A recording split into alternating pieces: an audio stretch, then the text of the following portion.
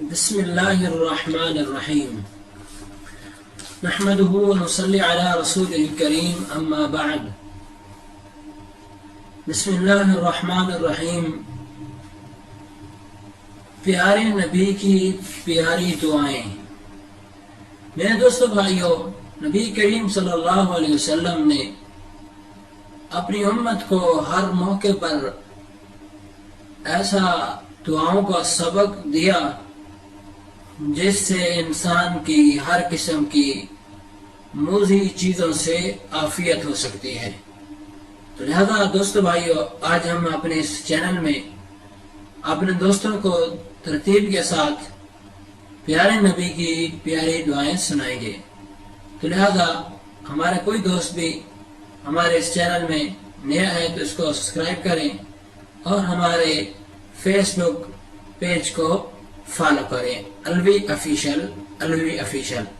تو لہذا دوستو بھائیو، اب میں شروع کرتا ہوں اپنی بات، جو کہ ہم روزمرہ کی ترتیب سے اپنے دوستوں کو، اپنے بھائیوں کو نبی کریم صلی اللہ علیہ وسلم کی پیاری دعاؤں سے آگاہ کریں گے۔ تو آئیے سنیے سب سے پہلے نبی کریم صلی اللہ علیہ وسلم کی پیاری دعا، سوتے وقت کی دعا۔ جب بندہ سوتا ہے اور سونے کا ارادہ کرتا ہے تو اس کے لیے کیا کیا پڑھنا چاہیے، ترتیب کے ساتھ میں اپنے دوستوں اور اپنے بھائیوں کو بتاؤں گا۔ تو آئیے شروع کرتے ہیں بات کو۔ نبی کریم صلی اللہ علیہ وسلم کا ارشاد ہے کہ جو بندہ صبح شام اس آیت کرسی کی تلاوت کر لیتا ہے تو اللہ رب العالمین اس کی ہر قسم کے شیطان سے حفاظت فرماتے ہیں۔ تو آیت کرسی سنیے اور اس کو یاد کیجئے، غور سے سنیے، توجہ سے سنیے کیا ہے الفاظ۔ فرمائے بسم اللہ الرحمن الرحیم، اللہ لا الہ الا هو الحی القیوم لا تأخذه سنة ولا نوم له ما في السماوات وما في الأرض من ذا الذي يشفع عنده إلا بإذنه يعلم ما بين أيديهم وما خلفهم ولا يحيطون بشيء من علمه إلا بما شاء وسع كرسيه السماوات والأرض ولا يؤوده حفظهما وهو العلي العظيم۔ یہ تو میں نے تلاوت کر دی ہے، آپ نے غور سے سن لی ہوگی۔ اب جو اللہ کے رسول نے فرمایا کہ جو بندہ پڑھتا ہے اور پڑھنے میں اس کو اللہ رب العالمین ہر قسم کے شیاطین سے اس کی حفاظت فرماتے ہیں، تو اس میں راز کیا ہے؟ تو اس میں راز یہ ہے کہ اللہ رب العالمین نے سب سے پہلے اس کے اندر ایک دعویٰ پیش کیا اور اس دعوے پر کئی دلائل بیان کیے۔ تو جب ان دلائل کو انسان اپنے دماغ میں رکھ کر توکل علی اللہ کرتا ہے تو پھر انشاءاللہ اللہ اپنی رحمت سے اس بندے کی ضرور حفاظت فرماتے ہیں۔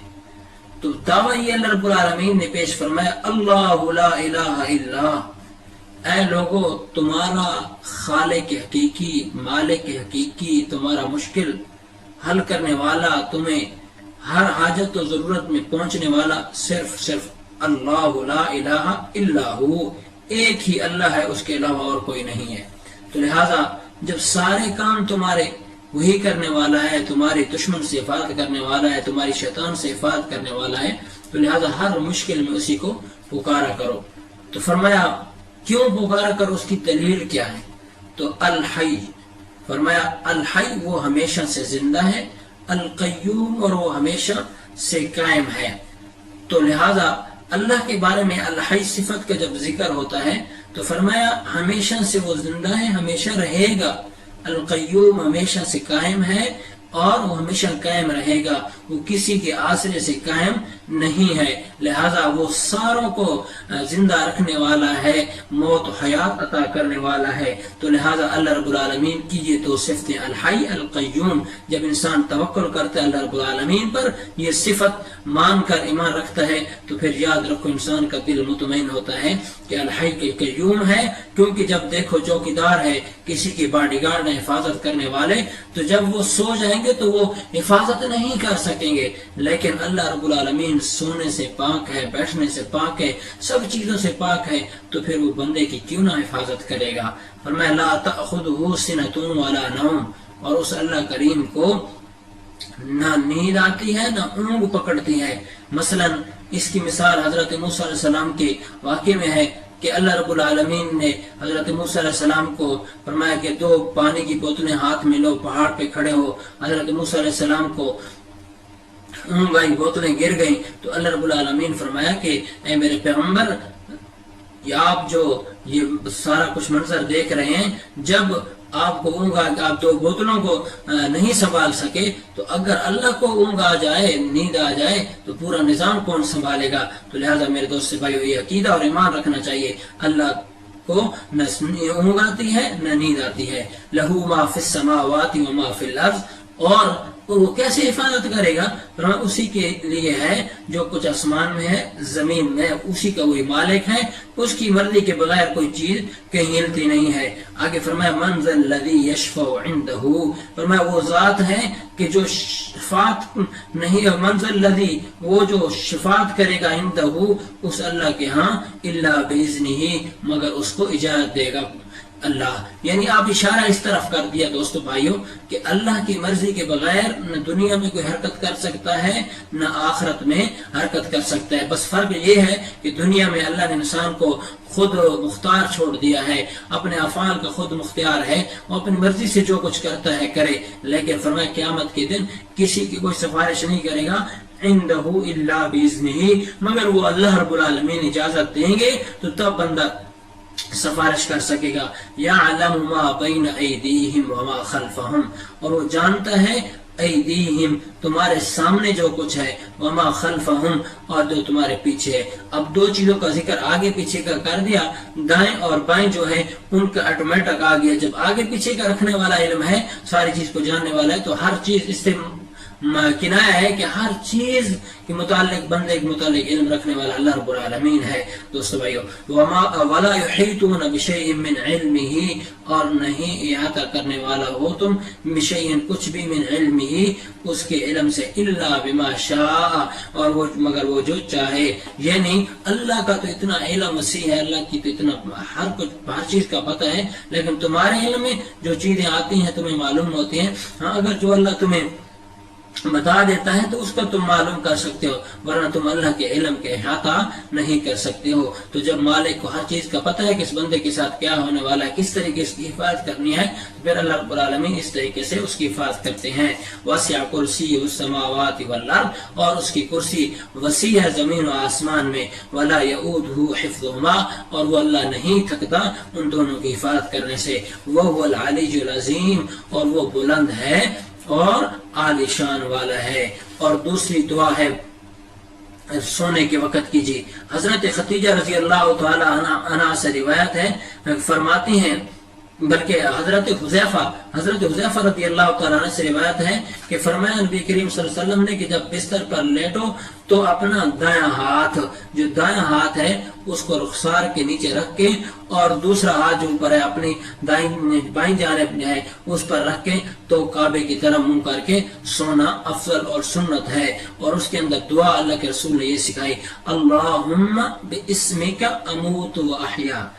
پڑھیے جی، اللہم باسمک اموت و احیا، الہی اے مالک اے اللہ، تیرے نام سے ہی مرتا ہوں اور تیرے نام سے ہی زندہ ہوتا ہوں۔ تو اس سے مطلب یہ ہے کہ اللہ میں شروع سو رہا ہوں، نیند موت کی کہتے ہیں بہن ہے، ایک ہی چیز، ایک مثال ہے، قریب ہے موت کے، کیونکہ جب موت کا تو انسان کو جب نیند آتی ہے تو کوئی چیز کا پتہ نہیں ہوتا، موت آتی ہے تو اسی طریقے سے کسی حالات کا واقف نہیں ہوتا۔ تو اسی لیے بندہ اللہ سے دعا کرتا ہے، اللہم باسمک، اے میرے اللہ ہم تیرے نام کے ساتھ مرتے ہیں، اموت و احیا، اور زندہ ہوتے ہیں۔ اور تیسری دعا یہ ہے کہ بسمک ربی وضعت جنبی وبک ارفعہ ان اسکنت نفسی فارحمها وان ارسلتها فاحفظها بما تحفظ به عبادك الصالحین۔